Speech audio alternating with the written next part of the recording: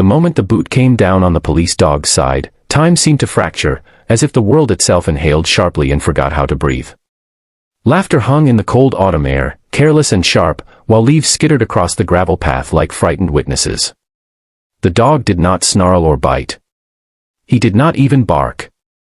He only lowered his head, muscles tightening under a black vest marked with a single word that carried more weight than any of them understood. Police. None of them knew that this animal's silence was not weakness. None of them knew that every scar beneath that vest told a story written in blood, loyalty, and war. And none of them knew that the men bound to this dog by training, sacrifice, and unbreakable trust was already on his way.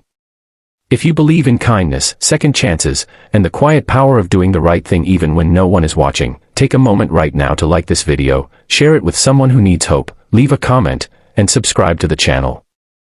Your support helps stories like this reach hearts that may be hurting more than we know. The park was alive with the colors of late afternoon, the kind of place where families once gathered and joggers still pretended the world was safe. The three young men had chosen the bench not because it was beautiful, but because it was empty, because no one was there to stop them from filling the silence with their own noise.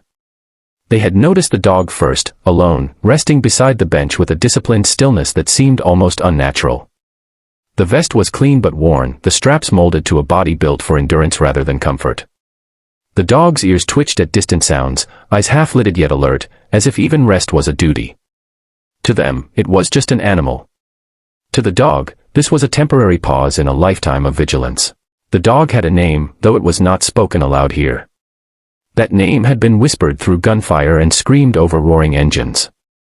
It had been etched into training logs and murmured in moments of pain when quitting would have been easier. He had been trained to detect danger before it arrived, to read the air itself for threats invisible to humans. Explosives, ambushes, fear. He had pulled wounded soldiers from burning wreckage, stood firm when chaos swallowed everything else, and learned the sound of his handler's heartbeat through a gloved hand pressed to his ribs in the dark. Loyalty was not something he performed. It was what he was. The young men circled him with curiosity that quickly curdled into mockery. They laughed at the way he didn't move, at the calm that made him seem almost broken. One of them nudged the bench with his knee. Another waved a hand near the dog's face. The dog's eyes opened fully then, dark and steady, reading their posture, their scent, their intent. He recognized bravado without discipline, noise without purpose. He did not react, because he had been taught that restraint saved lives. He had been taught that the first rule was control. When the boot pressed down, it was not meant to crush, only to provoke. But pain is pain, no matter the intention. The dog's body tensed, breath catching for just a moment. Somewhere deep in his memory, pain carried other meanings, shrapnel tearing the air, concrete dust choking the lungs, the sound of his handler's voice steady even as blood soaked into the ground. He had learned then that pain was temporary, but the mission was not. So he endured, eyes forward, jaw set, refusing to give them the reaction they wanted. What they did not see was the small device clipped beneath the vest, silent and unassuming, sending a signal with every shift of the dog's weight. They did not know that this animal was never truly alone. The bond between a special forces officer and his K-9 partner was not symbolic. It was operational. It was monitored, protected, and taken seriously. Miles away, a man who had survived places most people only saw in nightmares felt his phone vibrate against his palm. He did not hesitate. Training erased doubt, and instinct erased fear. The officer moved through the city with a focus sharpened by years of conflict. He did not wear a uniform now, only simple clothes that hid a body shaped by discipline and scars. To the outside world, he might have looked like any other man heading home. Inside, every step was measured, every sound catalogued. The dog was not a tool to him. He was a partner who had saved his life more times than he could count.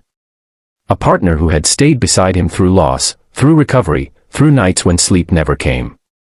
The thought of that dog in distress was enough to ignite something cold and unstoppable. Back in the park, the laughter faltered. The dog shifted slightly, not to attack, but to adjust his balance, muscles coiling beneath his skin like restrained steel.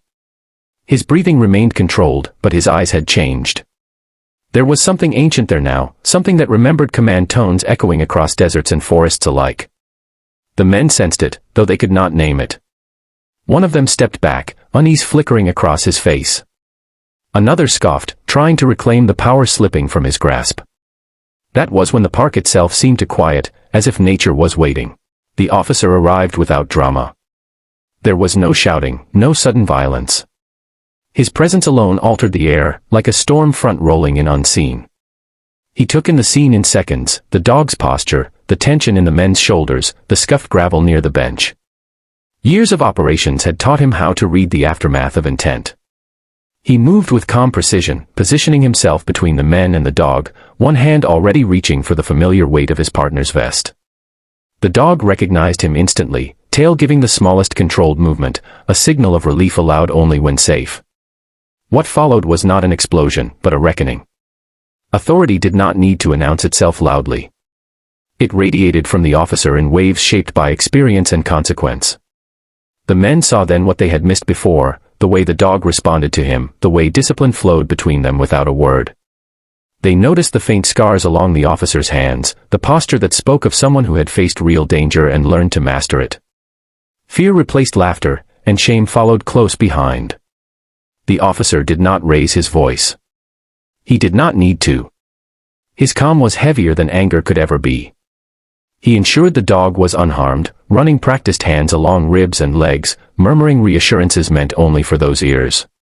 The dog leaned into the touch, tension finally easing, trust absolute.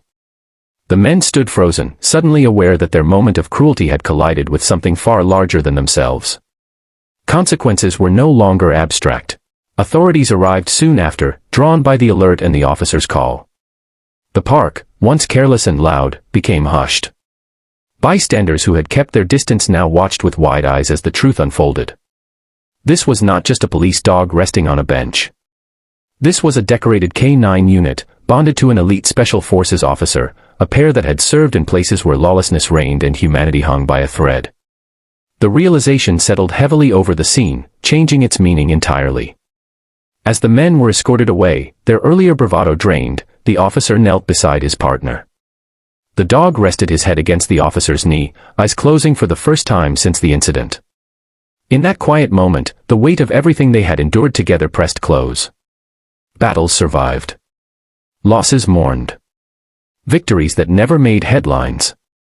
The world often celebrated heroes loudly, but the truest ones worked in silence, their sacrifices hidden beneath ordinary days. The park slowly returned to life, though something had shifted.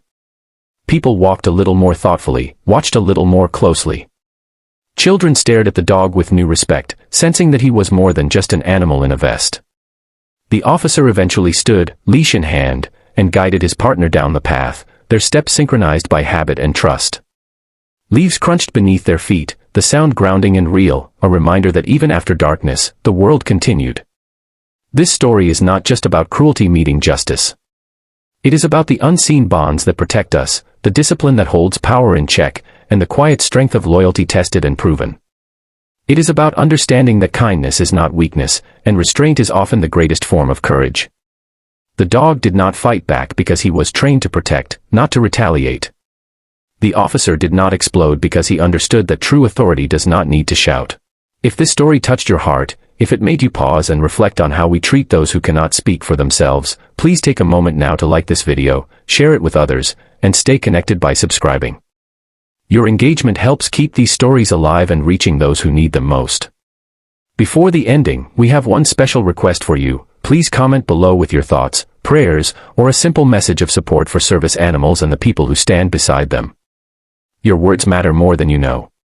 In the end, the image that lingered was not of fear or confrontation, but of a man and a dog walking away together under a canopy of autumn leaves, bound by trust forged in the harshest of places. It was a reminder that respect is not optional, that every act of cruelty carries a shadow of consequence, and that somewhere, often closer than we think, quiet heroes are watching, waiting, and ready to protect without asking for anything in return.